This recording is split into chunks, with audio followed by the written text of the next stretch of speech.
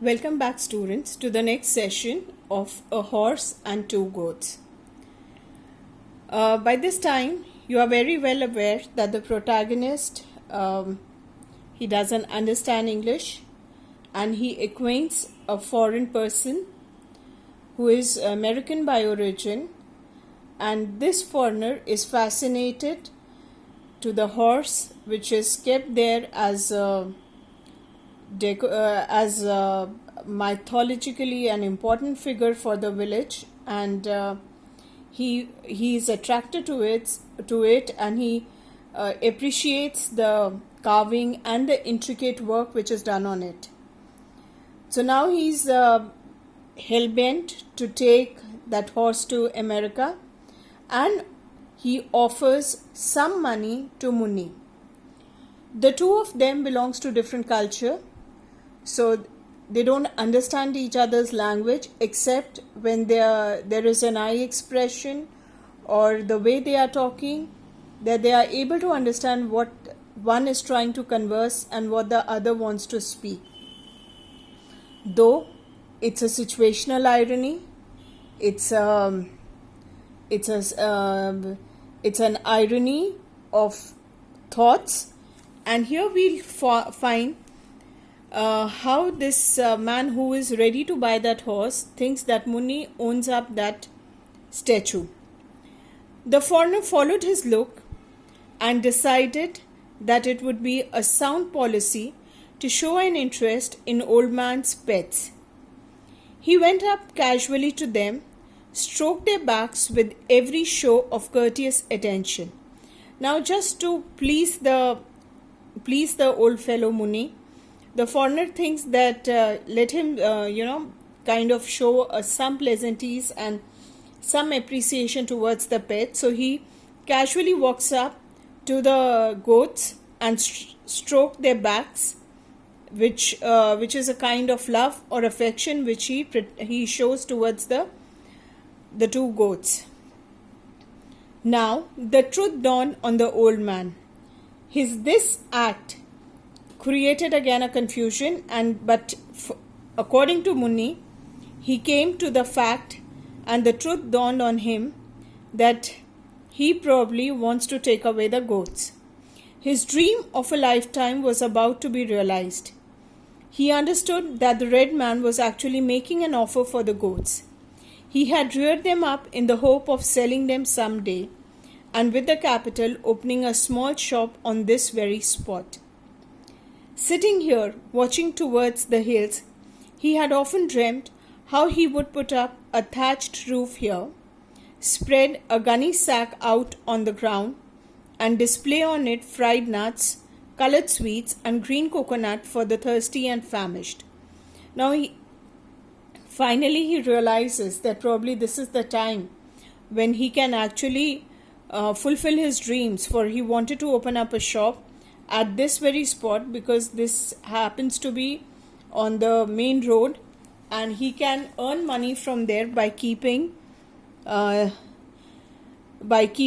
eateries like fried nuts, colored sweets, and even green coconut for the thirsty and the malnourished or undernourished people who cross that area on the highway. This which was sometimes very busy. The animals were not prize ones for a cattle show, but he had spent his occasional savings to provide them some fancy diet now and then, and they did not look too bad. Now he did not have enough money for the goats, but still he had tried to give them a particular fancy diet to them, but they did not look that bad. While he was reflecting, thus the red man shook his hand and left on his palm 100 rupees in tens now, suddenly realizing that this was what the old man was asking. It is all for you, and you may share it if you have a partner. So now this old man, he realizes that probably he wanted change, and so he offers him 10 notes of 10 rupees and hands it over to this man. The old man and then he says that this is all the share for you, or if you have a partner, you can share with him. The old man pointed at the station wagon and asked, "Are you carrying them off in that?" So the old man, he looked towards the station wagon and he asked, "Are you going to take away in that?" "Yes, of course," said the other, understanding the transportation part of it. He spoke that definitely, yes, I'll take them in that station wagon. It's again an irony here, for they are conversing in different languages. According to the foreigner, he is buying the statue, but according to Muni, he is probably buying the goats. The old man said, "This will be their first ride in the motor car. Carry them off after I get out of sight. Otherwise, they will never follow you, but only me, even if I am traveling on the path of Yamalok." So now the old man says that this is going to be their first ride on any of the motor car. So you can take them, but take them after I go out of sight. Otherwise, they will never follow you. They will always follow me, even if I am traveling to Yamalok, referring to hell, that even when I walk through hell, these goats, these pets will follow me. He laughed at his own joke, brought his palms together in a salute, turned round and went off, and was soon out of sight beyond a clump of thicket. Now he smiled and laughed on his own joke, went off and was out of sight. But before he moved on, he brought his palms together in a salute, and he conveyed a gratitude towards the foreigner. The red man looked at the goats grazing peacefully, perched on the pedestal of the horse as the westerly sun touched off the ancient faded colors of the statue with fresh splendor. He ruminated. He must be gone to fetch some help, I suppose, and settled down to wait. When the truck came downhill, he stopped it and got the help of the couple of men to detach the horse from its pedestal and place it in his station wagon. He gave them 5 rupees each, and for a further payment, they siphoned off gas from the truck and helped him to start his engine. So this foreigner, he looked at the goats which were grazing peacefully, and then he thought that probably that man has gone to fetch some help so that that can be loaded in the station wagon. But in the meantime, there was a truck which was coming downhill. So he stops that truck. He seeks for help, and 2 people get down to help him. So they help him to detach the horse from the pedestal and then place it in the station wagon. They are paid some extra money of 5 rupees each, and they are siphoned off gas from the truck. That is, with the help of the tube, they they pass the liquid to the truck. Muni hurried homeward with the cash securely tucked away at his waist in his dhoti. He shut the street door and stole up softly to his wife as she squatted before the lit oven, wondering if by a miracle food could drop from the sky. Muni displayed his fortune for the day. She snatched the notes from him, counting them by the glow of fire, and cried, 100 rupees, how did you come by it? Have you been stealing? So as soon as he reached home, he tried to carry it safely, snugged into his dhoti and the waist, and he reached home and he shut the door towards the street, went straight to his wife, who was squatting and was thinking that maybe by miracle they could get some food for themselves.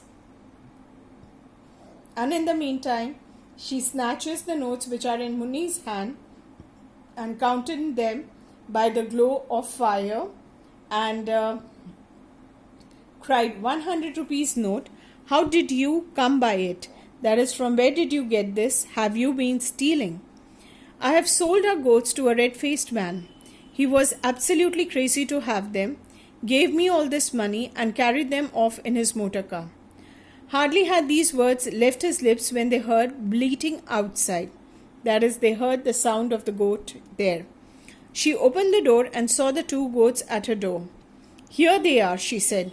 "What's the meaning of all this?" Now she says, "You said you had sold the goat. So from where did you get the money? And what are you trying to say? What is the meaning of it, that from where did you get the money?"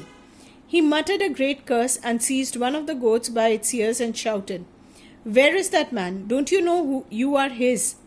Why did you come back?" The goats only wriggled in his grip. He asked the same question of the other 2. The goat shook itself off. His wife glared at him and declared, "If you have thieved, the police will come tonight and break your bones. Don't involve me. I'll go away to my parents." Now they are trying to analyze the situation, and she finally ends that in case if you have stolen the money, the police will come and pick you up, and you are not supposed to involve me anywhere. I'll straight away go away from this place to my parents' house. With this we come into this chapter. Before we start the next one, we need to discuss few points which are important as theme of the story. The first point is clash of cultures. The main theme which speaks about is the clash of culture. We see not too many characters in the story, but story's main conceptualization of a foreigner and an Indian who belongs to a countryside or a rural background or a villager, and who doesn't understand the basic Hindi language. And here we have a foreigner who speaks absolutely English, and he doesn't understand Hindi, and he doesn't know Hindi. So the ignorant conversation which goes between the 2 of them is humorous, creates fun of words, and makes us understand that the culture reflects and that troubled communication between the 2 people. The next point we come to is materialism versus spiritualism. The clash between materialism and spiritualism is one of the important themes of the story. The American is linked with materialism, whereas Munni is linked with spiritualism. The American speaks about his rich business, his empire, his comforts, and his status in America. He speaks about his drawing room and others, whereas on the other hand, Munni, who is poor, rural, and has no formal schooling, all his scriptural and religious knowledge is legacy, what he has inherited from his ancestors. He mentions books such as the Ramayana and the Mahabharata. He speaks about the end of the world, this world and all the other worlds. He speaks about the Redeemer, which will come in a shape of horse called Kalki. These all represents the spiritual aspect of the character. The next we come is wealth and poverty. There's a contrasting difference between the 2 characters, their status, their way of living and conducting, which can be seen at the various levels. The American has a very high standard of living, where he speaks about elevator, he speaks about AC rooms, television, Sundays when he can spare time. These are all part of his luxuries. Whereas Munni is dependent even for a cigarette to a man who offers him. He doesn't even get enough money to buy his daily food utilities and ingredients, what he wants to have. The last point which we deal here is knowledge and ignorance. A horse and 2 goats explores the different ways that a person can be educated. Though Munni has no formal education, he grew up as member of a lower caste when only the Brahmins in the higher caste could attend school. He's not travelled beyond village, and he likes to watch trucks, buses which go by on the highway. He even has some knowledge of the two major religious texts, that's Ramayana and Mahabharata, and he has learned by acting in the plays and by listening to the preachers in the temple. The American, on the other hand, has benefits of American education. He has a whole library of books. He values his objects and luxuries. On one level, he is familiar with the larger world around him. The uneducated Muni tries to tell him the significance of the horse statue, but American sees it only as a living room decoration. The language barrier prevents them from receiving Muni's interpretation, but it never crosses his mind to ask the significance of it. R.K. Narayan uses humor in form of words. We see language barrier and the realistic India during that time, in the village where even the basic facilities are not available to the people. With this, we come end to this session. We'll start with Merchant of Venice in the next session. Thank you. Stay safe.